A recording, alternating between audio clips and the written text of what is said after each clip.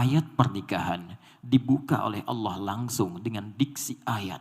Seakan-akan ingin menegaskan bahwa tujuan utama, puncak dari akad, puncak dari nikah itu tiada lain untuk membangun kedekatan dengan Allah Subhanahu wa Ta'ala. Karena itulah banyak ulama mengatakan, jika ada seorang yang telah berumah tangga belasan tahunkah, puluhan tahunkah, tapi tidak semakin mendekat kepada Allah, maka boleh jadi ada yang tidak tepat dalam rumah tangganya. Adinda, kedekatan dengan Allah ini bahkan dijadikan oleh Allah sebagai kunci pembuka dari 3 harapan yang diinginkan oleh setiap orang yang ingin berumah tangga. Ketenangan dalam rumah tangga yang disebut dengan sakinah itu, limpahan harta yang membawa cinta yang disebut dengan mawaddah, dan perhatian dalam yang disebut dengan rahmah itu. Litaskunu ilaiha wa ja'ala bainakum mawaddah wa rahmah. Samara, sakinah, mawaddah, dan rahmah tidaklah disampaikan oleh Allah kecuali pintunya dibuka dengan ayat membangun kedekatan dengan Allah. Banyak orang mendambakan samara, bahkan menuliskan di pintu rumahnya.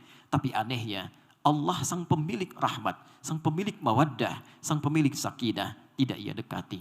Karena itulah membentang limpahan ayat dalam Al-Quran yang langsung memberikan janji kepada setiap insan beriman. Ketika Anda mampu meningkatkan ibadah, takwa kepada Allah, maka akan diringankan, bahkan diberikan limpahan segala kenikmatan, khususnya dalam rumah tangganya.